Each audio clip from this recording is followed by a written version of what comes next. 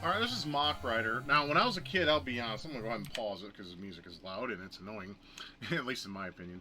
I thought this was based off like a TV show or something, but it turns out it's not. If I had to go ahead and give this game a short review of sorts, or explain it in one simple sentence, hang on with a gun. The Sega's hang on with a gun. I'm serious about that. Anyways, I have not played any of this modes. So the only one we're going to focus on is the first one that I played as a kid, because, like I said, this is like a retrospective of when I played. I have not played Endurance or Solo Course. I have no idea what they are. Maybe I'll play them in the future just to see. And designing is similar to, from what I've been told or seen from the past. It's like a lot like Excite Bike. But it's just not as interesting or fun. But we'll just play the main game, which is Fighting Course, of course. You get a little bit of some plot here, and you can pick, what route you want to take. Usually, A is considered the easy one, and B is considered the hard one. And you have 10 levels, and if you don't press the button, it will make the decision for you of A. So here you are on your bike, and you get blown to shit if you don't fucking move it.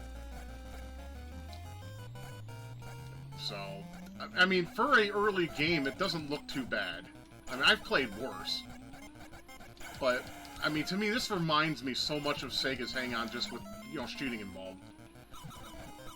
Mock Rider is not a bad game, but my god, is it hard. I always just forget how hard this game really is. You basically press up and down on your D-pad. God damn. I am, like, so... I have not played this game in years, so forgive me. Not because it's a bad game, it's just something I'm not really in the mood for, hardly, because it's just that difficult. Anyways, what else? And I just blew up for whatever the fucking reason. How should I explain this? You gotta use the D-pad to change your gears. And then B's to shoot, obviously. And to slow down, there's really no brake button that I know of. Fuck off. Yeah, instead of saying game over, it says the end, like old arcade games. I'll play a little bit more. I mean, there's not much to say about this. It's a hard-ass game. It's not made for a guy like myself. I only have little patience. But you basically have, it says, you see where it says under your score, it says to go. Basically, you got 11 kilometers, and I don't know what the fuck blows me up. I'm not seeing what in the hell on the fucking road is blowing me up. It says I blow up. I guess maybe a car is behind me? I didn't see it, though. I'll have to review the footage when I play. Yeah, never mind. I just saw a car go behind me. It's just all over the place. This game has a very steep learning curve. Not many people talk about it. I can understand why, to some degree. This game is not exactly fun or fair, but it offers a challenge that can't be beat. It's definitely one of those games that was made for experts back in the day. I mean, when I was a kid, I couldn't get anywhere in this game either. I mean, it's just bullshit. The guys come behind you, and if you go too fast, you can't turn. I mean, I know I'm complaining, but you kind of... Do you really blame me at this point? So I beat one level at least. Jesus. Oh. I forgot how hard this fucking game is. Now, when I was a kid, I liked it because, it was cool because you make turns and stuff, and it was just... And you shot stuff. It's simple. But... there's a difference between simplicity and bullshit difficulty, and unfortunately, Mock Rider falls in the later camp. Now, I believe, is this the stage with the mines in it? Like I said, it's been a while. Oh, no, the rocks. That's right, not mines, rocks. Excuse me. I don't even think you could blow them up. But the whole riders going behind you, that is just bullshit. I mean, if there's fans of this game out there, let me know, because I don't know too many people who are. I like the game. I want to like it more. It's just I wish they would have fine-tuned the difficulty. And dude, you saw that shit. That was like fucking that was like homing on me. Fuck. But that's all I really got to say about Mock Rider. I wish I could say more, but I honestly can't. So you may have better memories than I do of this particular title. So we'll leave it there. Yeah, I wish I could have showed you more of it, and we can experience more of it together. But unfortunately, yeah, the fighting mode was the only one I was able actually to that I actually played. The other modes just either didn't sound interesting or were confusing to me. I may have to look up a manual scan down the line and see what those entail. So there wasn't too much I could show you. I mean, honestly, to me, it feels like a harder version of Hang On with guns involved.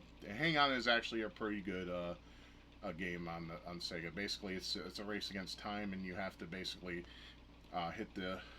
beat the track wall before the time runs out. And if you don't, then you get a game over. Blah blah. Blah.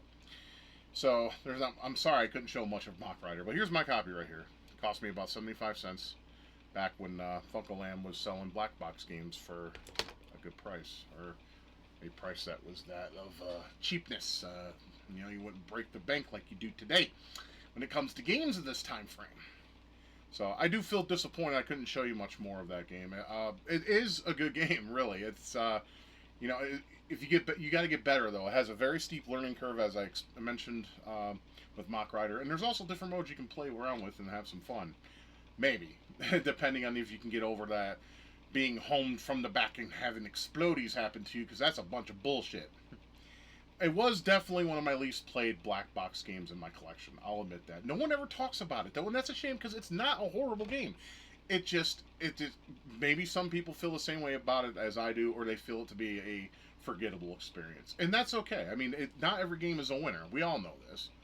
NES is definitely home to a lot of shitters out there. I mean, there's shit upon shit on every platform. I mean, it's not just the NES, but still. Mock Rider deserves a little bit more of a look to it, I think, and it would have been cool if it did become a series, but it was probably one of the most unloved in the black box game community, which is unfortunate because it's not looked at as fondly, and that kind of makes me sad a little bit, only because there's potential there. Now, given if it was released maybe a year or two later, when they could have refined it and made it better, much like they did with NES Golf, or with NES Open. Something like that. They could have done that, but they didn't. So that kind of makes me a little sad, because I think, even though I didn't show you fuck all with the game, which I do apologize for, it's still a fantastic time if you can get around that learning curve. You'll find yourself want to keep trying, keep going, and hopefully see the end. I don't know if the game has an ending or not. It might just repeat. I'm not sure. If anyone in the comments wants to explain anything about Mock Rider that I'm not explaining here, I advise you to do that, please. But with that being said, with a stinker, or what could be considered a stinker, let's move on to something a little bit more fun. Now, I fucking love this game. I've had plenty of, and I mean plenty of gameplay time. The demo's playing. But, I'll just keep pressing select so it doesn't go to the demo screen while I make my opening on this video. Kung Fu was one of the first games I've played on the NES. I played it at my cousin's house, and I fell in love with it immediately, to the point where I rented it when we had a Nintendo of our own. Now, most of you probably already know, Kung Fu is a port of the arcade game Kung Fu Master, made by Iron Corporation, as you see on the copyright screen. However, the game was retooled and reconfigured to play on the NES in its own way, so it's different from the arcade game. I would show arcade footage, but I fucking hate the arcade game, so I'm not going to load it. You can look it up yourself if you like. And why do I like the arcade game? The collision detection is absolute ass, and I honestly think it's not that fun of a game. Much like Karnov in the arcade, don't like that version either. I prefer the NES game. So, you have Game A, Game B. Those were difficulty modes back during the black box days. Usually, Mode A was easier than Mode B. But, so, with that being said, let's play. That opening ditty is so nice. It kicks so much nostalgia. So basically, your name is Thomas, and you basically have to beat 5 stages, and they're very short. They're not very long. To save your girlfriend Sylvia from Mr. X. Yeah, I mean, it's very original. It sounds like the most cheesy back of the box VHS kung fu movie description to a T. I mean, there's nothing about it that you can say other than that. It's just a blurb. You can put that in the back of the blurb of the VHS box and it would be fine. Anyways, you kick, punch, jump, kick, and it's simple. There's not much I need to say about Kung Fu. I mean, it's self-explanatory. This is basically like the grandfather of beat-em-ups, I want to say, next to Renegade and Double Dragon. But this is as simple as it gets. You just basically kick, punch, jump, kick, duck, punch, and there's your lot. You don't have any hurricane kicks or uppercuts or rising knee attacks like you do in Double Dragon. It's as simple as it gets. But man, oh man, did I love this game when I first got my hands on it. It was so fun. I didn't know it was based off an arcade game because I never seen this game in the arcade. It wasn't until I discovered emulation back in 1997 on that lovely Pentium 2 that my brother had and some of my buddies had, that I got to experience some arcade games that I didn't know were arcade games before I played the home ports. Like Life Force, I didn't know that was an arcade game, or even Gradius. Don't know that either until emulation. So that was pretty cool. Yeah, there's nothing I can really say bad about this game. I mean, I love this game so much that I gave it its own video of the memories I had with this game. I remember staying up like nights upon nights, saying how many dragon icons I can get before the night end. Now, the dragon icons is basically how much you go through the game. Basically, if you go through all the game, and this laughing sound is so annoying. So, but yeah, I would try to see how many dragon symbols I could get before the end of the game, or before my night would end, you know. And I think the highest I got was either 3 or 5, I think. These days, that's impossible to do for some reason. I don't know. Maybe I was just a damn good gamer at the time, or I just had more patience back then than I do now. I mean, that's all questionable, but, you know, there's nothing bad I could say about Kung Fu. I mean, Kung Fu is just pick up and play simple. You don't have to have too much skill. All you gotta know is when to strike, when to move, and you have all these different moves like the slide kick. Everyone I know who's played Kung Fu was familiar with the side kick. Now this boss confuses me. It's just some big black dude with fucking. It's a basketball American with a fucking bald head, and he's wearing a wife beater. I mean, what fucking strength would that cocksucker give to Mr. X? I gotta question Mr. X's motives. This game is also known in Japan as Sparta X, by the way, and there was a sequel. I've played the sequel on stream once or twice, but the game is so easy. I mean, if you want a challenge, you're going to be disappointed because there wasn't much of it. And it did not have any tie-in with this game either. It was its own game, but for some reason it was called Sparta X2. So I don't understand that. And this boss in this particular stage is annoying. I still don't have a clear-cut way of beating him, but I will do my best. Because I would like to at least beat this game once before we call it good. Damn it. Notice he laughs like Ganon. Yeah, back when I was a kid, you know, good old PTSD that Ganon gave me would stem onto this game. But, I mean, once I started playing, like, Kung Fu again, like, after I experienced Zelda 2, and I heard that laugh, it would make me think of Ganon, and I'm like, that shit traumatized the fuck out of me. I mentioned that plenty of times. I even made a game over video about how I felt about it. This guy can go fuck his mother. He's so cheap. When we were kids, we called him the Wizard. I don't know what his name is. I never looked at the manual of this game. I don't even own the manual. More than half of the games I have, I don't have manuals for, because, you know, those things get, like, they go hidden, you know? Like, people who rent games, they just lose the manuals and don't bring them back, and then you have, like, those made-up manuals, or ones that were done with, like, people that would copy them and then make, like for a backup or something. They did that at Skip's video when I used to rent from there back in the day, back in Warren, Michigan. He would, like, copy the manuals and then make, like, he'd like, cut them up and try to make them look authentic as he possibly could. But it's just... I'll give him credit for trying, but yeah, it's... Fuck. Yeah, this guy always gives me problems. Sometimes I beat him and sometimes I don't. It really depends, and it looks like I have an off day, so unfortunately I probably won't be able to beat him. But, you know, I just wanted to basically tell my story of, you know, Kung Fu. It controls well, up the jump, unfortunately, but it's not intrusive like some games out there are when it comes to that particular motion. Usually let me try sacrificing myself. Just going down and punching him in the head. Maybe that'll work. Oh. There we go. I'm just gonna keep moving. There we go.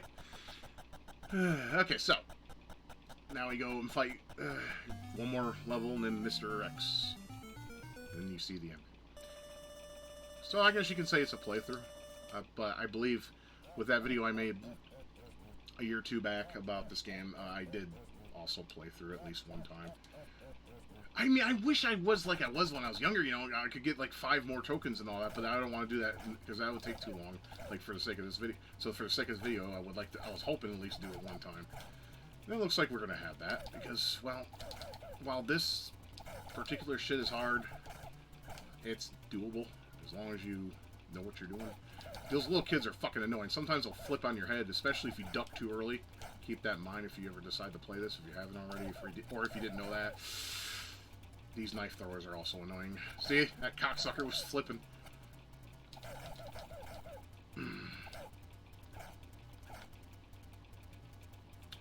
See, my strategy normally is go further along the line before, you know, see, they backed off, because here comes Mr. X. Yeah, there's Mr. X. And all I gotta do with him is just do this. He'll fall for it every time. It may take a minute. There you go. Now just make it to the end, and you're done. Of course, you get the most one of the biggest anti-endings in video game history. You feel happy, but then you get this message, and it ruins everything. Why? Like, you should be able to beat the game like twice, maybe, or maybe even 3 times, and then this says, you know, congratulations, Thomas and Sylvia, may you live long and happy, you know, something like that. Similar to Ghosts and Goblins for the NES, you know? How this story is happy end, even though that whole English thing is such shit. It always made me so mad. Now, I never beat that game legit. One day I kind of hope to do, but I don't know if I have that kind of patience, and I don't know if my blood pressure can handle that, because that game is a double basketball American for sure. But yeah, that is Kung Fu. Definitely well worth your time, especially if you still collect NES games or if you like Blackbox games. Highly recommended for sure. I mean, it's just no secret. I mean, I love Kung Fu. This game I actually owned twice. I've told this story before, but I'll tell it again. There was a time where my NES GPU was completely fucked. Any game I threw in there, there was there were glitches in the game that weren't made by normally. It was made by the GPU. Like, for instance, when I cleaned my copy of Dragon Spirit to New Legend and I popped it in my NES, you know, there was no like flicker or anything like that. It's just the graphics on the characters and the sprites were fucked completely, and it did that with every game too. And I noticed right then and there. Now, I'm not a nudist, but there are people out there like that. I guess French chicks, I don't know, something like that. I don't know. I don't pay too much attention to that kind of shit. Anyways, so yeah, make a long story short on that. So my NES was completely fucked. The one I had before, the one I currently have, which I need to fix. That one's at least fixable. That one was not. I don't know what caused that GPU malfunction, but something did. Anyways, I had a friend. Or he wasn't my friend, he was actually my brother's friend. Me and him, we were acquaintances. We never really got along because, you know, we locked horns. We were both Tauruses, and, you know, sometimes Tauruses plus a Taurus don't get along. They either get along or they get along great. I mean, in my experiences, right? I'm not a whole woo-woo, stars are the life of the world, fuck off. No, I'm not into that bullshit. So, he said he had an NES that he was willing to part with. He had 2. And he says, in order for me to give him an NES, I had to give him some games that were actually worth a shit. I tried tricking him, but apparently it was enough because he never came back to my house and said, the games you gave me fucking suck. Because I gave him... there was one game that I gave him, which was my copy of Kung Fu. My other copy of Kung Fu. This one I bought many years later. It cost me $3.99 at the time. I gave him that. Earth Defense... not Earth Defense Force. Destination Earthstar, by Acclaim, and Cybernoid, which was a fucking another Acclaim published stank Euro game that some of you European people probably liked or enjoyed during your time with your Commodore 64. And they had a sequel made too. Cybernoid actually was not that bad of a game, and to the point where I didn't really want to part with it. I wanted to play through it, but that game was tough. I have a problem in the second stage. I don't remember exactly the parts, but that's not important. So I gave away my copy of Kung Fu Destination North Star, which was a shit game. I kind of liked it, though, I'm not going to lie. I like it better than Star Voyager. Oh my god, that game gives me a migraine. I have that in my collection. That was given to me by a friend that didn't want it either. I can't blame him because the game sucks. I don't care what anyone says. Star Voyager, it looks great. The presentation's awesome, but the game is like great. The presentation looks the part. Looks, peak NES. But the gameplay just fucking sucks. So anyways, those particular games went to him. Then he came back later, about 2-3 hours later, and he had an NES. He's like, alright, hook it up and see if it works for you. And then sure enough, I hooked it up, threw in one. I don't remember what game I threw in to test it out with, but I threw one in and it booted up just fine. I didn't have to blow it in or nothing. So either he never used that one or he took grand care of it. And I still have that NES that he gave me to this day. She needs to be fixed though. And I intend to do that when I have the time. So, anyways, story aside though. Kung Fu, excellent fucking game. It was better than the arcade game in my opinion and well worth your money and time. And it's a lot of fun, and it's very simple. You don't have to think too much. Just, press buttons when you need to and move when you need to. It's very simple. You can turn your mind off to it, and you can beat it a couple times. But then it starts getting hard, where the enemies get faster, and they get a little on the cheaper side of things. And if you're into that sort of thing, I think you'll have a great time. So, yeah, Kung Fu, once again, highly recommended. I suggest it if you're a collector. And there's not much, I guess, that we can say about that. So I guess we have to go ahead and look at the next game, huh? Slalom? I want to say it's pronounced slalom. Forgive me, it's skiing, obviously.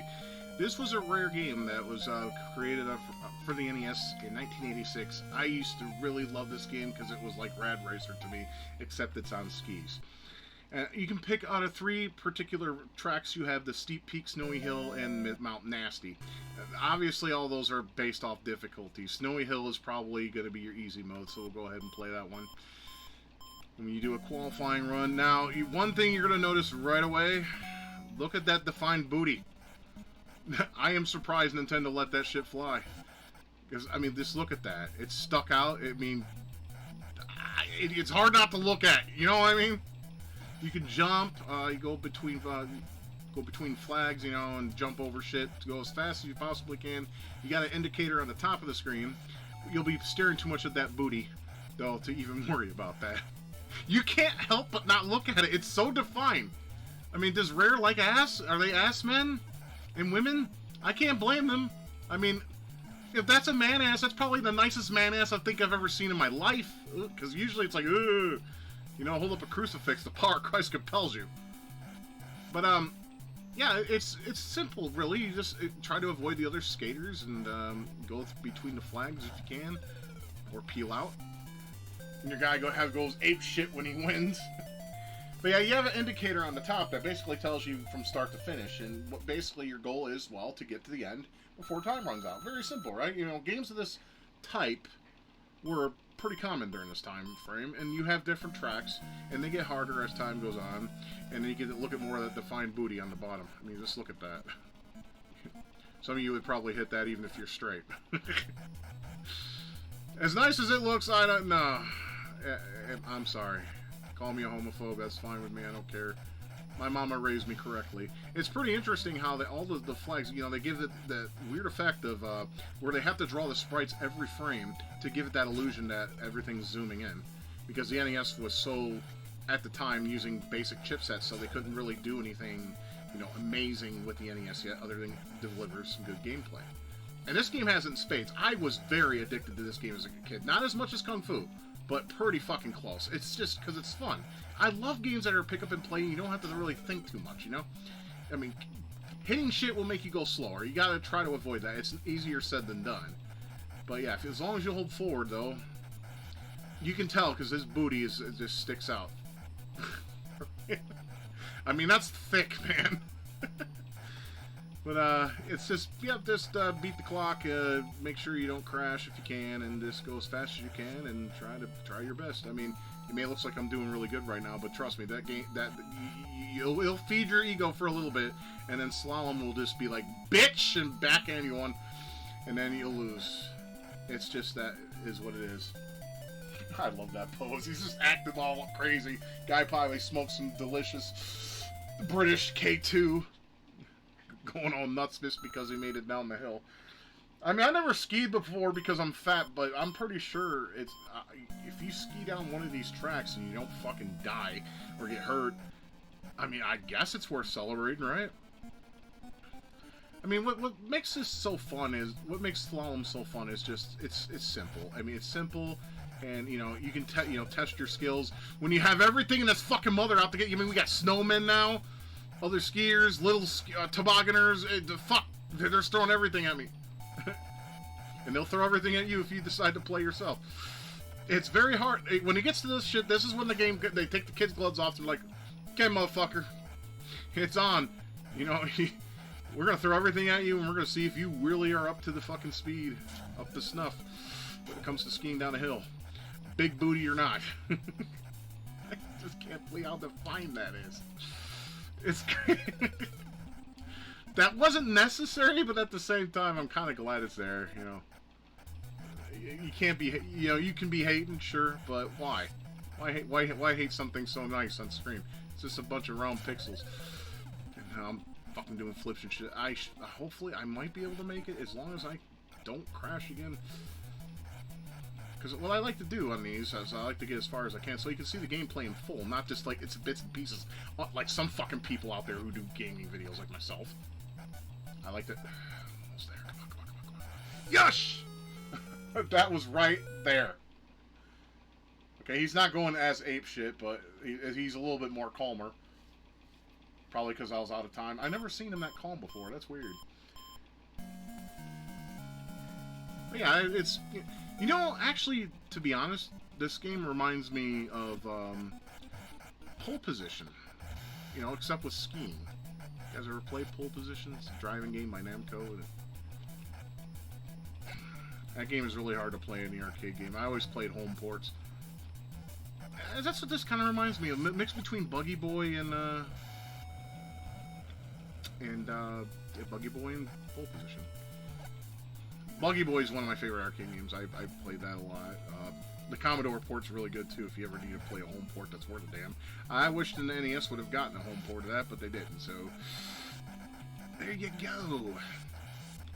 But see, as you can see now shit's not as bad, but it's a lot harder this time, especially when you got fucking trees in your face, god damn it. I don't think I'm gonna make it this time. That was a good run though.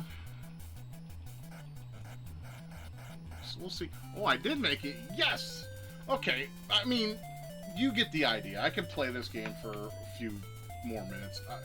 It's just so fun to play, and it's fun to see if you can get to the end of the track in slalom. And Crystal Cruise, and you have plenty of tracks. I mean, there's plenty of play here to play. I mean, Rare did a damn good job with this game. I mean, they made some great games throughout the NES's library, too. RC Pro-Am, I think... definitely is one of the best racers on the NES. I won't play that game anymore though, because once you beat it, it just resets. The whole game resets, and it's like you don't get a congratulations screen or nothing. It's bullshit. But the game itself, is really good. I mean, to me, if you get to track 32 and you complete it and it resets, to me, you beat the game. I can't play that game anymore though, because those 32 tracks have made my blood pressure and stress levels very, very high. It's unfortunate, but yeah, slalom. I hope I pronounced that right. I wouldn't say I have a speech impediment, but some people say I am kind of dyslexic, so you know, take that as what you will. Yeah, so slalom. I hope I pronounced it right. Notice the booty is not as defined as it is in the game. I mean, I can't believe it. It just sticks out. It's perfectly round. It's like, man, I'm confused right now. But, you know, no. Don't let the booty control you. It's awfully thick. I mean, almost, chef's kiss, right? But not quite. Anyways, here's my copy. Actually, this one was probably my more expensive ones. This one was $6. I got this at Game Crazy, actually. And the reason why I got it is because I played this game a lot at my friend Joshua Pilgrim's house back in the day. And he had his mom. He was a spoiled rich kid, pretty much. His mom got him anything he wanted. He had a sister too, and she was cute as fuck. by the way. But she was older. She was in 6th grade when I was in, like, what, 2nd grade, 3rd grade? Yeah, so, you know, nothing like, you know. Fantasies go on in your head, but, you know, you can't really make them become a reality. Yeah, she was very cute. But, yeah, so he had the game, and I tried it out over at his place, and we took turns, passed the controller back and forth. And I had a great time with it. I'm like, man, I really would like this game, but I could never find it to rent. I couldn't find it to buy for a very long time until Game Crazy. And that was in the mid-2000s. And I remember how much fun I had with the game. And I was like, oh, hell yeah. So I'm going to buy it. And I did. And I had all that fun all over again. I'm like, this game shouldn't be as fun as it is for a skiing game. But it is. It's fucking fun. You can sit there and then see if you can beat all the tracks. Unfortunately, there's no ending. You know, that's a sad thing. But, you know, you can go through, I think there's 6 tracks per thing. I'm not exactly sure because I never got that far. Because, yeah, when you get, especially if you run into the trees, you fucking flip, and tumble and all that, and that eats away your time. But, I hope I showed a pretty good, a presentation of Slalom. It's really fun. You should take a look at it, but yeah. It's made by Rare, and it's a Blackbox game. Very much worth your time, a lot of fun. Even for a skiing game. You wouldn't think it, but it isn't until you play it till you'll understand the, entertainment value that it has. So there's that. Okay, now this next 2 games I'm playing, I'm cheating here a little bit. So, and I'll explain that in the second half of after I show the gameplay of these said titles. So sit back and call me out.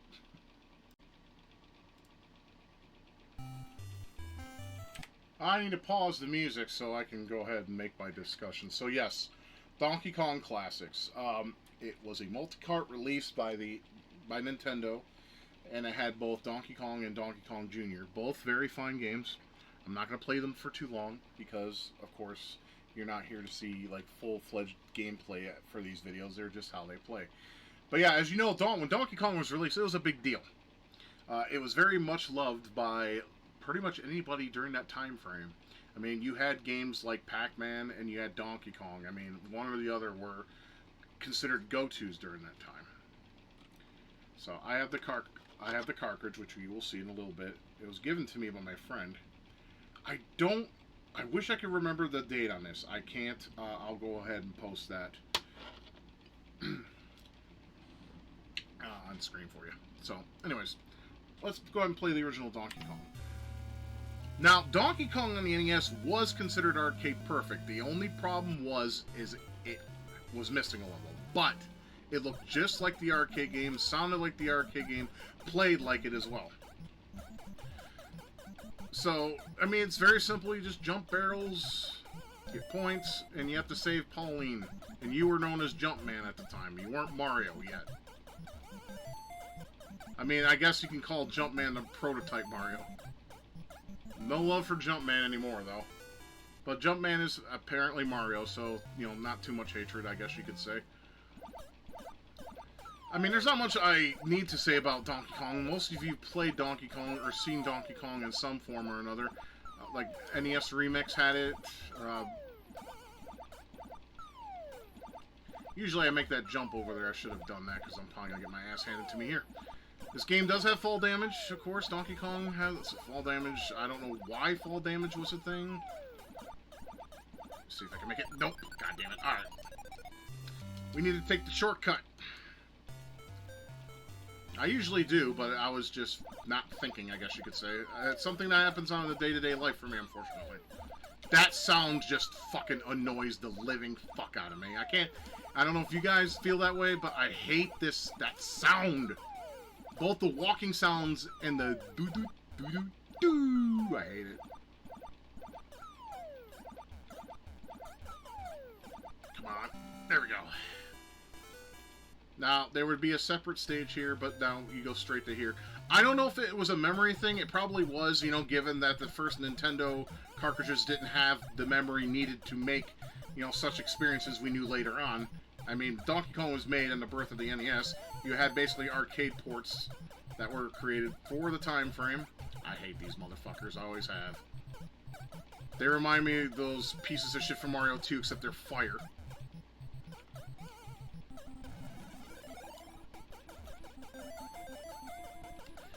Flurries, that's their name. They remind me of fired flurries. Maybe they are. Who knows?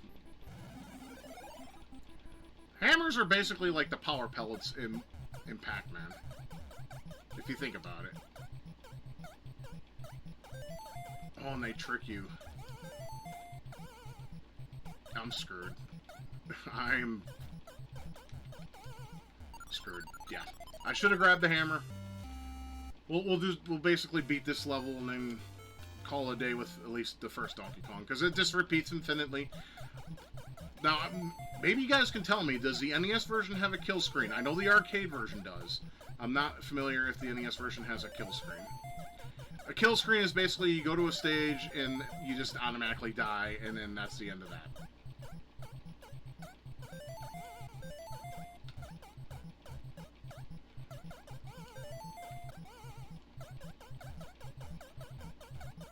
We got it. It is game over for you.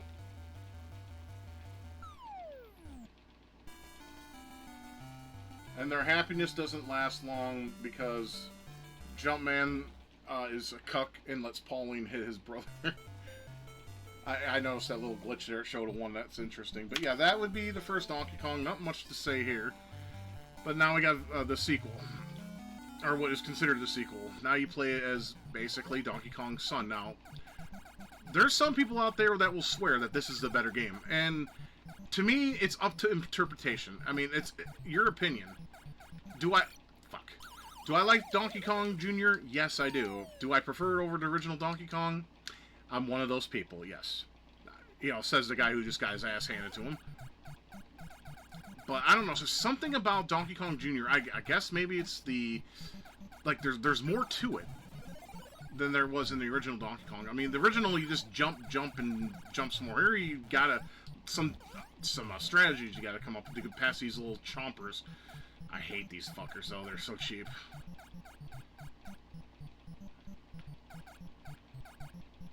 You gotta appreciate Donkey Kong's little sad expression when he climbs up a vine. And there, he frees his daddy and makes a cute little smile. I don't know, there's something endearing I find about Donkey Kong Jr. more so than the original. Now, I do hate this stage because I always fuck up. Either by fall damage or something else.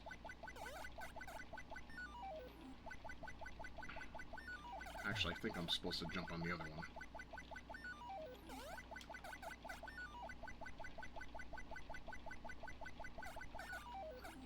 I mean to be talking, but it's like I'm concentrating because I want to be sure I can at least, you know, go through one thing of this, like I did with the original Donkey Kong.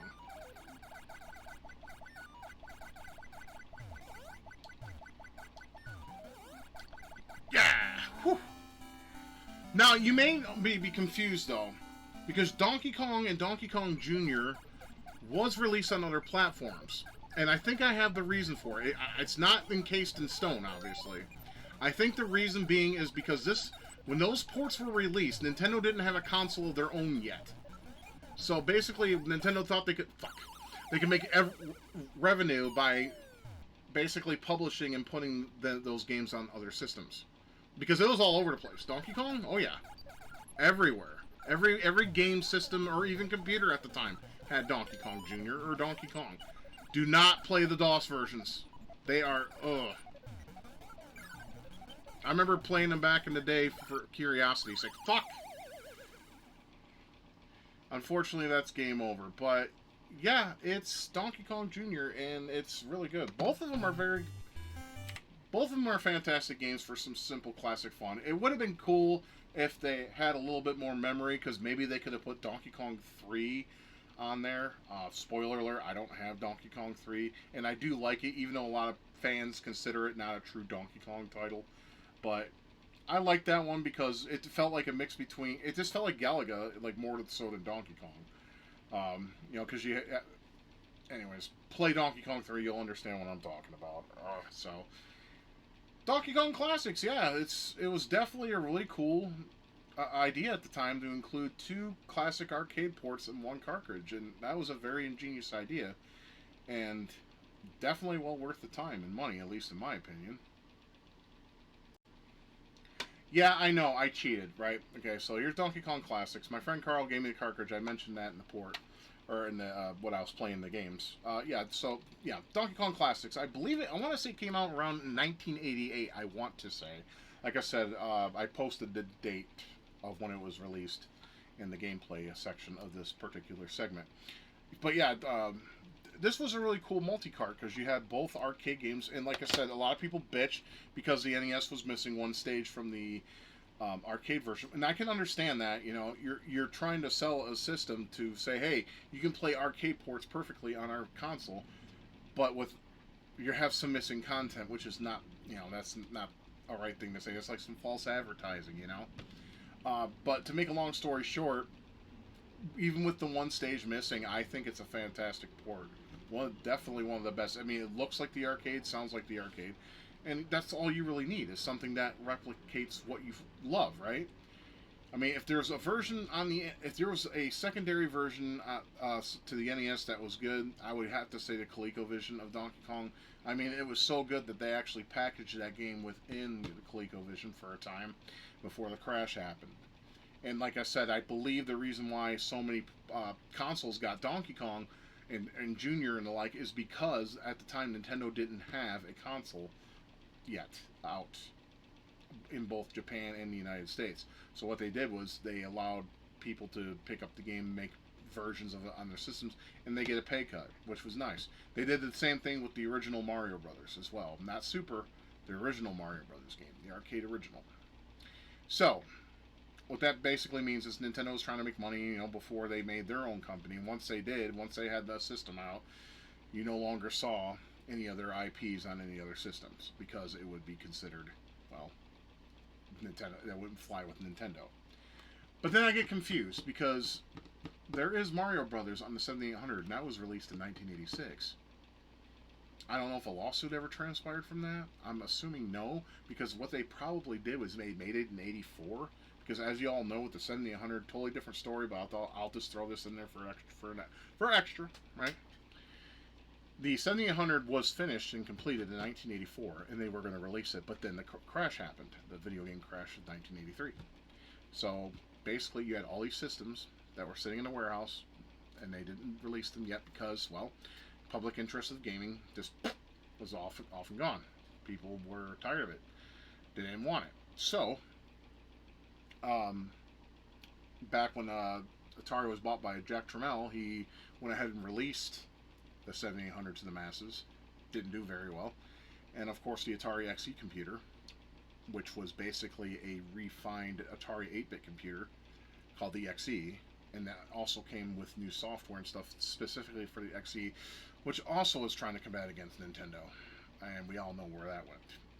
There was no beating Nintendo.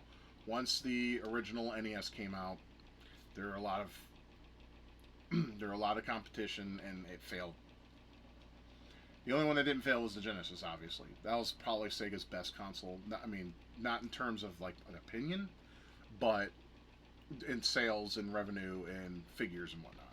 So that's all I'm going to speak on that particular topic. But yeah, Donkey Kong Classics, excellent. If you can't get the black box original, you know, cartridges, that's not a bad alternative. So, with that being said, let's look at one of my favorite puzzle games of the black box era, shall we? Ah, yes, Wrecking Crew. This is a really fun puzzle game. Basically, you just knock down walls and you go through puzzles. Well, I'll just show it to you. How about that? Instead of explaining it. This game was a surprise to me. I've heard of it, but I never played it until I bought it. And it's simple. All you gotta do is just knock down the walls, make sure you don't die, and you can't touch enemies. And you can go into one side of the wall and to the other. So you basically have a little bit of strategy to be used here. But, you know, you gotta make sure you do it right, otherwise you'll get screwed. Because those little worm-looking bastards will end your ass, and that'll be the end of you. You can't... The thing that sucks is you can't attack them. And yes, you got fireballs on the side, a la fucking Joust. If you guys ever played Joust, which is a damn good game on any console. It's on the NES too. It was made by HAL Laboratories. Imagine that. Yeah, so you basically play as, I guess, Mario. I mean, it says Mario, so yeah, it's Mario. There's a bad guy in this game. I don't remember his name. It's not important. I used to call him Wario, even though it's not Wario. Yeah, and you have to do this right, and because if you don't, you'll lose, and you'll have to basically die. I think there's a kill button. We can just test that out real fast to make sure. Okay, if you press select, it takes you to the home screen, and then you can basically go all the way to phase 100, and once you get to 100, the game resets. So basically, it's just a game that, you can test yourself on.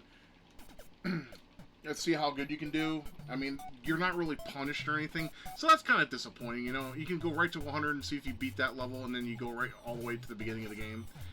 But I mean, I want to say that's an error on Nintendo's fault. Nintendo's part, because they could have made it so you just couldn't go straight to the final level and then have the game reset on you when you finished. But yeah, it's still, besides that, let's look past that. You have a pretty fun puzzle game here. Basically, you don't even really have to think much. You can just turn off your mind and just knock walls down and jam to the toe-tappy cool music you got playing in the background.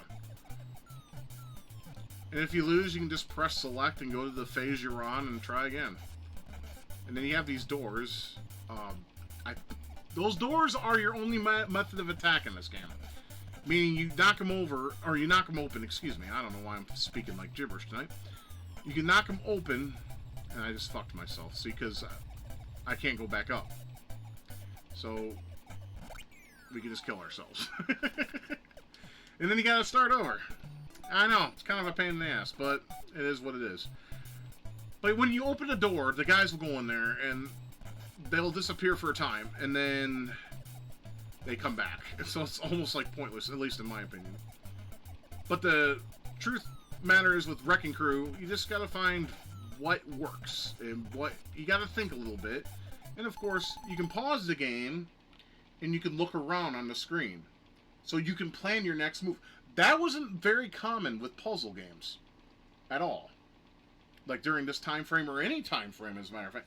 I mean, it's cool. It's like if you sit there and you don't know what your next move should be, you can pause the game, look around the map, and just say, and so you can say, okay, like for instance, like, okay, I'll just knock those ones off to my left, drop down on the left, hit that one, and then hit the one, go to the right, hit the ones on the right, and then go to the other side and hit the other three, and that should be hunky-dory. Let's see if that works now.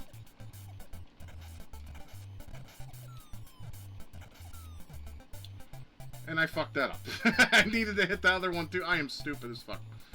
Okay, so that was my fault. I think I need to go up on my Ginkgo biloba. What do you guys think? We'll get it this time for sure.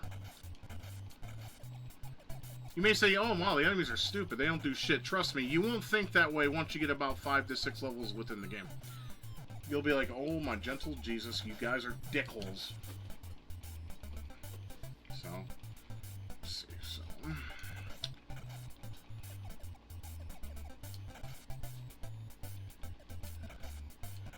Okay, this time, let's get these two. Drop down, bam, bam, bam. Here, bam, bam, and bam. And we're done. See, it's really that simple. I made that harder than it needed to be, for sure. Now, this one's pretty simple. It's self-explanatory. I mean, all you gotta do is just look. I mean, hit the bomb. Make sure you don't stand by the bomb, though, because if you stand there, the explosion will make you fall down. Now, this game's also on the NES Remix, on the Wii U, Switch, or whatever the fuck it's on. I think it's on Wii U, and it's also on the 3DS, I believe.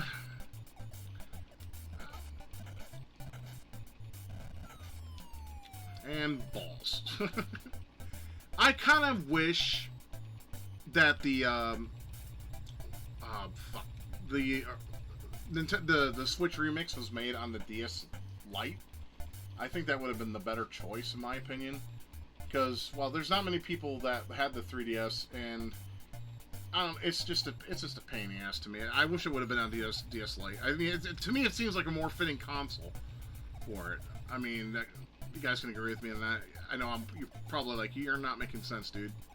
Well, it's just that's how I felt because you know a lot of DS stuff had retro stuff on it, like retro game challenge and whatnot. Now I got the bonus stage. Basically, you just gotta find the coin, and there's a guy I used to call Wario, and I didn't even have a fucking chance. He just knocked the wall down and knocked me down at the same fucking time.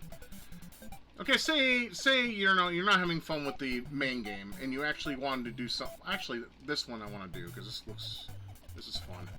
Just do this. There. Okay. So say you don't want to do that no more. All right. Say you had your fill. I'm like, okay. Well, you could do what you did in Excite Bike. You can design your own level. Okay, I didn't do anything, so it's automatic winning, and it will repeat indefinitely. So that's a pain in the ass. Anyways, you go, so design, you know, you can design up to, 4 phases. So you press start, and then basically you go to each level and you pick what things you want. So you can pick, you know, enemies or just doors to put the enemies in if you want. You know, the breakable ladders. You know, we're just going to make a small level here so you have a generalized idea. I mean, I'm pretty sure you guys already know the gist of this. You guys are smart, so I don't doubt you understand how to do this. It's very easy. So, I mean, basically, you just put what you want. You know, small, you know, there you go. And then we can just make a little ladder there. There we go. And you can name it anything you want. So I'm going to name it what this level pretty much is. I mean, let's be honest. Yeah. And then there you go. Okay, and then you can save it. But it won't, once again, there's no battery backup. So it's just going to save to the cartridge until you turn off the power. Much like Excite Bike. It's a pain in the ass, and it also takes forever to save for some reason. I just fast forward it, so let's see. So let's play ass. It's a very simple. Oh wait. Oh yeah, I didn't put my guy down. You got. Oh fuck off. I didn't put my guy down. Oh, shit. Since I reset it, is my game still there? Let's see. Yes, it is. Okay. Yeah, you got to set up your player. I forgot about that. So we can set him up there. And we also got to put another ladder there so we can beat ass. You beat ass. I mean, just think about that. Beat ass. Right, so there you go. I always forget what's... There's a button combination you gotta play. I think you got to go to the bottom, is it? No. Oh, shit. I'm sorry. I'm doing this like a jackass. I don't really play with the design mode all that much. But trust me, there's a way to get back. I just gotta remember how to do it. I just pressed a bunch of buttons and it did it. So let's go ahead and play my lovely level of ass.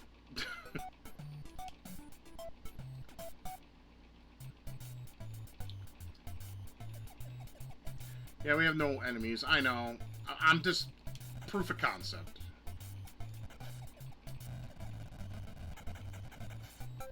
Then there you go. I mean, it's as simple as you would think, and of course it's going to go through 4 different modes because they expect you to make 4. I mean, but you know, there's no congratulations message or anything. It's just something to goof off and have fun with. Also, I might as well mention too, for the hell of it, they made a Wrecking Crew 98 for the SNES. I really haven't played much into it, but it's similar to this. It has some things you got to learn though. I'm not going to show it either because I don't know too much about it, and I would look like a complete fool playing a game that I don't remember how to play. So, Wrecking Crew, yeah. Pretty awesome game. I like it. It's a lot of fun. You just gotta... It's just a little puzzle game. It's harmless. I mean, it's not for everybody, that's for sure, so, but, you know, if you're into this kind of shit, or if you're collecting black box games, I highly do recommend this one as well. Yeah, so here's my 50-cent copy of Wrecking Crew. I mean, the game is simple. I understand Wrecking Crew is very simple to look at, and there's not much to it, but it's a fun little puzzle game. It's harmless, and you can have some fun with it, just to, you know, test yourself and see how far you can get. I mean, honestly, if you want to look at it from another perspective, you know, you can think of it as like a late release of an Atari game, because, you know, most Atari games you can't beat. Some of them you can, but most you cannot. So, to make a long story short, you can look at it with that kind of mindset. Given that this was an '85, and Atari 2600 was still doing its thing for a very long time. I mean, they finally stopped in 1992 with the release of Ghostbusters 2, which was not a very good game. You went down a little court, man. Just play it if you're interested. I think the game sucks shit. That's just my opinion. So, yeah, Wrecking Crew. It's pretty awesome. If you collect black box games, you should give it a try. I think you'll have a lot of fun. You can design your own levels. But like I said, once you turn off the game, that's it when it comes to your level creations, which is kind of depressing. The same thing goes with Excitebike. I just wish they would have had a battery backup save for when you wanted to do those things. You can make some really dope creations and you can show them to your friends. And then, or play them yourself just to see if you screwed up or anything. You can make the Mastermind Wrecking Crew. Here's an idea. We have Super Mario Maker, right? Why don't we make a Wrecking Crew Maker? Why not? Unless there is one in Super Mario Maker, I don't know, because I don't have a creative edge. I mean, I'm pretty sure most people know that. Otherwise, I'd show you some boss-ass level in Wrecking Crew or Excitebike. But I don't have that much of a creative edge. But I will admit that the creation level system in both Wrecking Crew and Excitebike they're easy to use. And they're a lot of fun, if you can handle the fact that once you turn the power off, it's game over. It is what it is. But yeah, Wrecking Crew, awesome game. The next game I'm going to be playing is, well, it's a favorite of mine, but I'll just show it.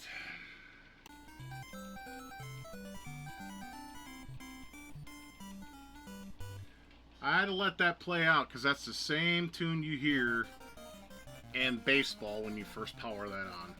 But yeah, you all should know this game, and if you haven't, I suggest giving it a play. It's pretty wild.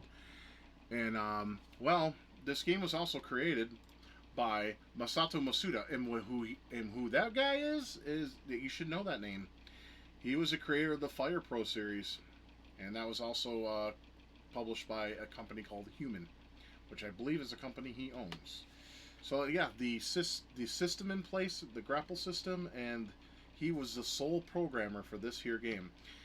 Another trivia point that you should know is, you see Amazon, Black Lagoon creature and all that. Did you know he was an inspiration for Blanca, or Blanca as some of you call him, from Street Fighter 2? So this game has some significance in the pop culture of gaming.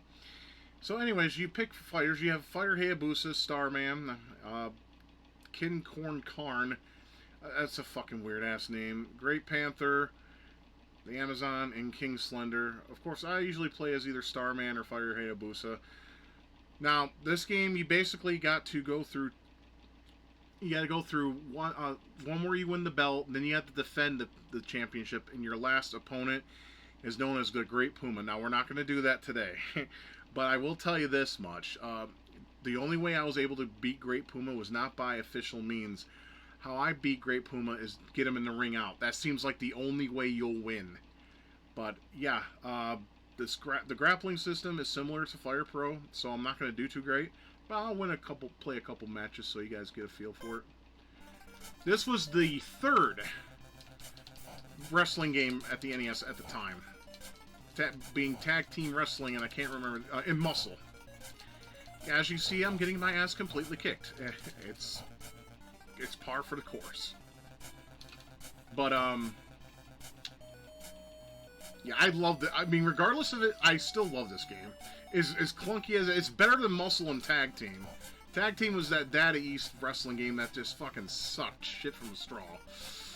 I know there's like different moves you can do. I just don't have the manual, so I can't do them all. So I just do what I'm able to do. I mean, you basically just beat the shit out of your opponent in pro wrestling and then pin them when they get weak. And the computer, of course, is going to know how to do everything, so bear that in mind.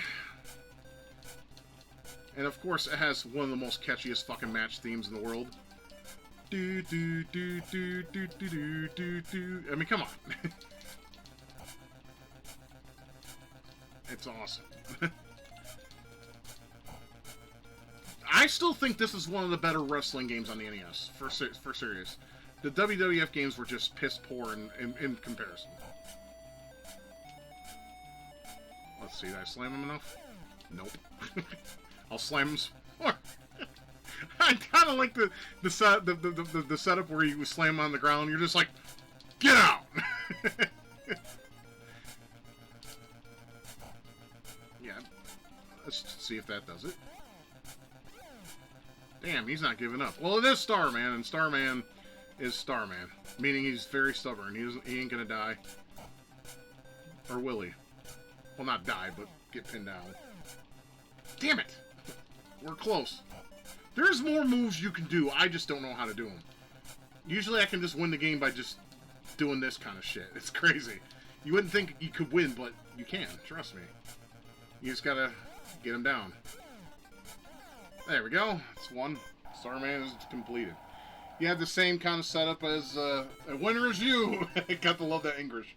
We got the same setup as Mike Tyson's Punch Out with the crowd sounds and the flashing.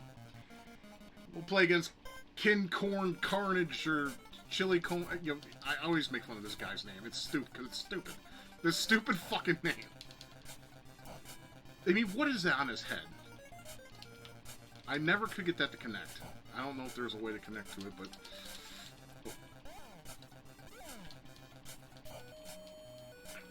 Yep, just keep picking them up and slamming them down. That's pretty much all you really have to do, as long as you know how to do it. It's not easy to do, though. Pro wrestling does not have the best fucking... Oh yeah, there's a running arm. I can do that. Okay, I found out how you do another move. Fantastic. Like I said, I'm not the best person to basically review this, but I mean, I do remember when I first played this game, I just thought it was really cool because of all the different shit you could do. But, like I said, you would have to have the manual to basically tell you how to do everything that you needed to do. Because it's not easy. The grappling system is not... It means it's better than Fire Pro to me, because at least you can do something, because in Fire Pro I can't do shit. Let me see if I can do... Ah, damn it. You can actually leap out of the ring and do a flying headbutt. I don't remember how, forgive me. Do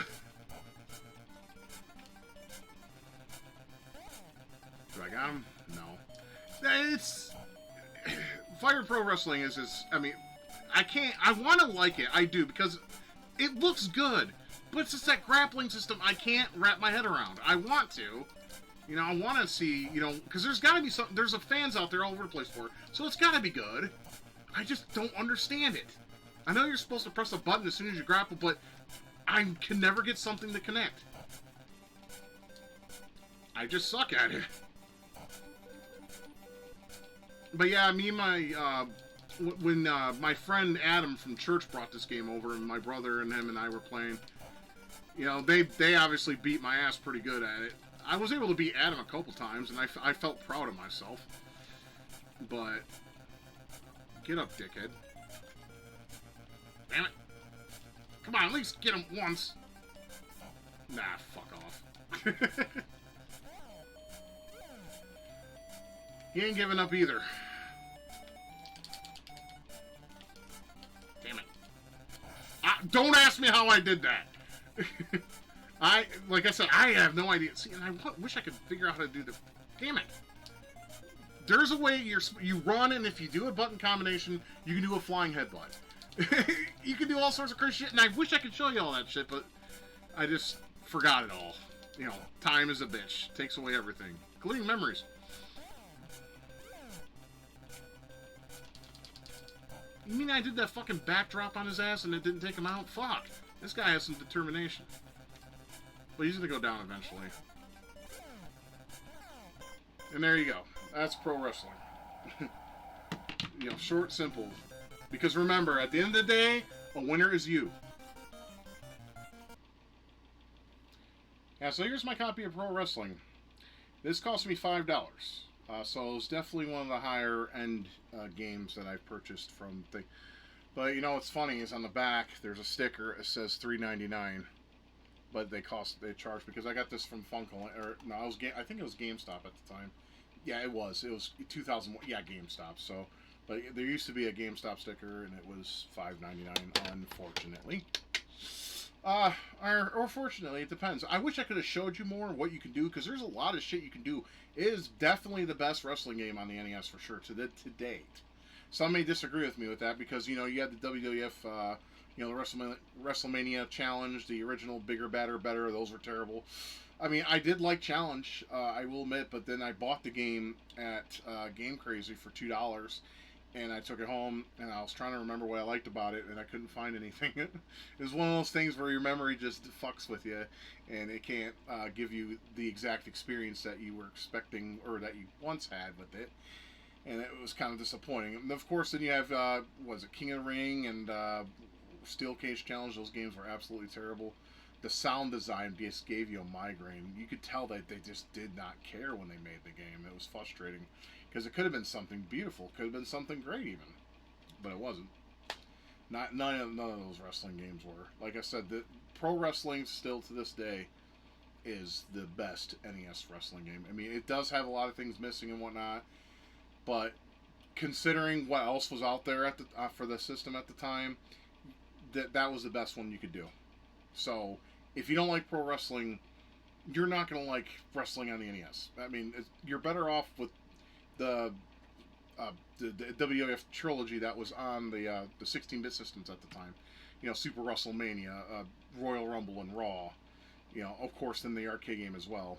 Just stay away from the SNES version because it was fucking borked and skewed to shit. A lot of missing content. But yeah, for a pro wrestling game, and the fact that Sato Masuda from Fire Pro made this game and programmed it himself and did what he could do with the system and whatnot. It's very impressive, and it's a lot of fun. I mean, you also have like the final boss, the Great Puma. Like I said, look up a playthrough of the game if you want to see that. And he is a bitch of a boss. I can tell you that right now. He's definitely one of the hardest NES final bosses I think ever. I mean, by the time you get to him, your fucking thumbs will be crying. Dude, what are you doing? Stop. Fuck off. We're dying here and you're putting us through hell. You don't care. And you're just like, I don't care, man. I gotta do this. And then when you finally do it, you can smile. And then the next day, I hope you have ice handy. You can stick your thumbs in the ice, bring the swelling down. Because you're going to feel it next day. I mean, I did. I don't know about the rest of you, but I sure as fuck did. Oh my god. Anyways, unfortunately, the last game we're going to be showing can't be played by standard means, of course. And there's only one mode I can show you in it, because it requires a certain peripheral, which I don't have. But given that you can play the game with the second controller, and there's a certain mode that's controlled that you don't have to worry about it, allows you to play the game in some form or another. Some of you probably already know what I'm talking about. Maybe you don't. So let's go ahead and end this video of this retrospective and the times I played these games and enjoyed the ones I did and whatnot. And let's go ahead and end it, huh? So with Gyromite, the only way you can play this through emulation is Game B, because as you know, unless you have Rob the Robot, you can't play Game A unless you have it on original hardware where you have a second controller plugged in. I tried to get Game 1 to work, but it won't allow me to activate the plungers, so I'll just have to show you Game B. Game A is better, though. You basically go through stages and collect bombs, and then that's the end of it. Game B is a little bit different. Your Dr. Fuckface, or whatever the hell he's named is, who gives a shit at this point. And basically, you have to control these so he can go from one end of the screen to the other. It's very slow and can be not monotonous, but if you just want a chill game, I guess this would do the trick. I mean, there's not much I could say about it. I mean, it is the first stage. It does get a little crazy later on. And also, you want to be careful not to smush him. You can, if you want to, if he pisses you off enough. But yeah, it's slow, but it gives you a reason or a way to play Gyromite that doesn't require the use of two controllers. Of course, I will admit that it's a lot more funner that way. I mean, even with the robot, it was slow and monotonous, and a lot of the times the shit just wouldn't work. I preferred using a controller. But I don't know, I had some fun with this mode back in the day because I had more patience than I have now. But now that I play it, it's very, very slow. I mean, basically, all you gotta do is guide from one end of the screen to the other. I mean, there's not really much that you can say about it. It's Gyromite is what it is. I mean, this game was always stupidly cheap too because, you know, not everyone had Rob the Robot to play this or Stack Up. Stack Up was the other game that used Rob the Robot. And, well, I mean, it was cool that Nintendo put something in it that allowed you to still play the game. But, you know, it's not too intuitive, at least to some degree. I mean, you got this nice little chill song going on. And you just gotta walk our boy from one end to the other while he sleepwalks. Now, I don't, you know, sometimes I do sleepwalk, and it's not like this. It's like you're awake doing stuff, but it's like your brain is not controlling you, if that makes sense. It's like your brain is controlling you, but you're not controlling your brain. That's how it feels. I mean, that's how it feels like when I sleepwalk, anyway. I mean, the only good reason why to play Gyromite, I would say, is, you know, just to experience it. Because there's nothing really out there like it. I mean, this mode is just, I will admit, it's boring to watch. But, you know, if you were to play it and you have a little bit of patience, maybe skip a few frames to make it go a little faster, I think you would have a good time. I mean, I like this mode. I mean, it's alright. It's just really slow. I mean, what else could I be doing, really? I mean, playing a better game is probably definite choice to use there. Anyways, we'll finish this round and then we'll wrap it up. I know, like, we gotta end on a whimper, but, you know, we can't, they can't be winners all the time. Now, I don't know if there's a difference between the one door and the other, but, you know, just for shits and giggles, let's go in this door.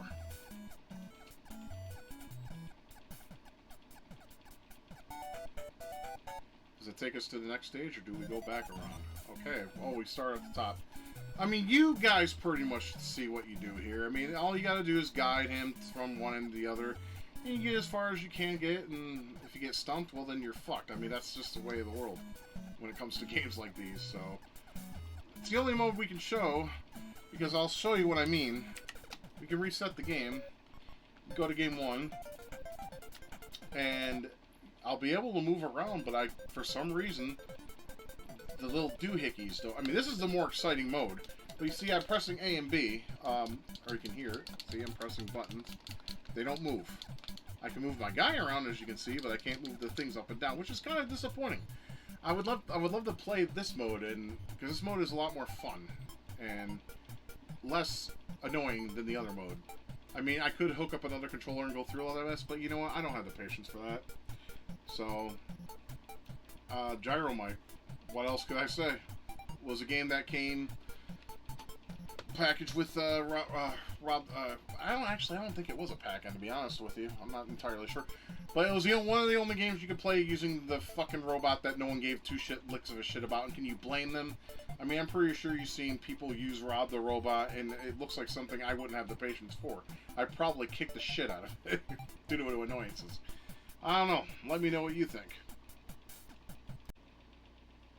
I would love to have showed more of Gyromite, but unfortunately, emulation just doesn't cut it for it. I mean, if I want to play it, I'll go play it on the NES, because then I can hook up a second controller and not have to deal with the nonsense. I tried to get this to work so you guys could see it. But at least I could show you a mode you can play with the second controller through via emulation. There could be a way to do it. I don't know it. I tried 2 different emulators just so I could copy this properly. So I failed you. And I'm sorry. Go ahead and give me a thumbs down. I kind of deserve it. But anyways, yeah, this cost me about 47 cents, I want to say, if memory serves me. And the reason why I bought it is because I do remember playing it with a second controller at a friend's house, and I thought it was fun. And it was also fun when someone's playing with you, because then they can be a total dick and smush you. And then, you know, fist fights would ensue, but then you would have sandwiches and soup and make up like men. Normally. It doesn't happen all the time. But yeah, that's my second part of this particular retrospective with the NES games. I enjoyed playing most of these. Like I said, Mock Rider is a game I really want to go back to playing and seeing if I can get further and along and see if there's more to it than what I've shown. But I just wanted to go through basically what I went through when I originally played the game, and it's not a bad game. It's just tough. Pro Wrestling, still the best wrestling game on the NES, hands down. It's got more content in it and a lot of things to do, a lot of moves you can pull off, and if you know to do all that stuff, man, you'll be having a grand old time, except until you get to Great Puma, and then he'll end you, and then you want to break the cartridge. Because he's a bitch. He's a bitch of a boss. Donkey Kong, the classics, they're fantastic games. Like I said, they're pretty much near arcade perfect. They have some missing content, missing levels, but for the time frame, I think they were the best conversions of those games. They look just like the arcade, played and sound like them too. So, you didn't miss out on anything. Then Kung Fu is just a straight out fun, side scroll, or what some of you call, which is a cringe term for me, belt scroller. It's a fun little beat 'em up. It's definitely the grandfather of beat 'em ups. A lot of people claim that goes to Renegade and Double Dragon. I want to say with more flavor and content, yes, those two definitely hold up the key. I wouldn't say key, but hold up the mantra or the goblet of the grandfathers of beat 'em ups when they took off. Kung Fu was very simple, but it was so fun to play. And I mean, I could be in the worst mood, or I can be tired as hell, or I could be sore as shit. If someone popped in Kung Fu and handed me a controller, I'm playing the motherfucker. I'm going to play as far as I can get, and then we'll call it a day with that. Slalom is, once again, really fun. And you have that lovely defined ass, the booty, it's thick. I don't know why they did that, but hey, obviously Nintendo didn't give a shit, so, Rare gave us a booty to look at.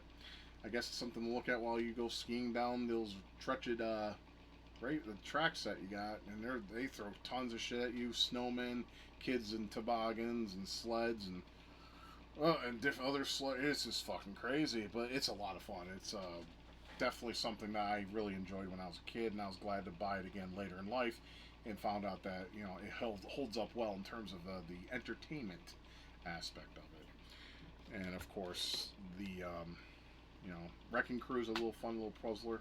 I'm just looking through my stack. I know we all went through these already, but I just wanted to go ahead and say, even though a couple of these fall flat, like to today's standards, I still enjoy it, the Blackbox games in my collection, and they are an important part of gaming history because, this is the start of the NES before everything blew up and they started adding additional chips and expansions, and sound expansions, and everything. This was basically how Nintendo was bare bones before they started to really understand how Nintendo could work with added hardware to it, to where it can look amazing and the best it could look for the specifications that the NES has, which is very minimal. But it's a system that most of us, especially probably during my age group, I'm 43 years old, has definitely enjoyed. For what it was and what it is, and everything in between. So these are the black box games I own in my collection. I would like to hear what black label black games you might have in your collection. What are your favorites? Do you like Clue Land? Do you like the original Mario Brothers? I would like to know if you tell me in the comments. I'd appreciate it. If not, well, that's entirely up to you. I'm not going to put a knife to you. I'm not going to say, bitch, you need to comment me or else. I'm not going to do that. But I hope you enjoyed this retrospective. I hope you enjoyed, my opinions on some of these games. I hope you liked seeing what these games are and what they were and how they play. And, maybe you can add some to your collection if you don't have any. Or maybe I sparked some nostalgia for you. I guess it all depends on your perspective on this particular two-parter that I made. So I really hope you enjoyed it for what it was worth. I am Forever Etcher 82. I am signing off. And I hope you guys have a great one, and I appreciate your support, and I appreciate you coming on and maybe learning a little something about the NES, without the whole bullshit, stupid points where a lot of retro gamers like to do the whole corporate, shit nonsense that you don't need to be dealing with, because that shit just bores me and it annoys me. I just like, if you're like me, I like to hear a person's genuine thoughts, not some dry corporate sounding nonsense that makes it sound like they know about what it is they're talking about, when all they're doing is pulling up Wikipedia and reading the information that they need to in order to make that video to capture your interest, if that's what your interest is. Everyone's got their own opinion on something. That's life. Everyone's got an opinion. And my opinion is black box games were important in Nintendo's history for sure. And I'm glad I own the games that I do own. And I'm glad to have been able to do both of these videos. And I hope you enjoy them for what they are worth. And I guess we'll see you again on the next one. And until then, you guys take care of yourselves. Keep gaming, keep loving each other, and keep it retro. And until the next time we see each other, take care. Thank you for watching my video. If you liked what you saw and would like to support my channel, please consider being a patron. I'll put your name up with these fine folks who have donated to this channel, and that would be awesome to have you on board. If not, that's entirely up to you. I hope you have a good day and take care.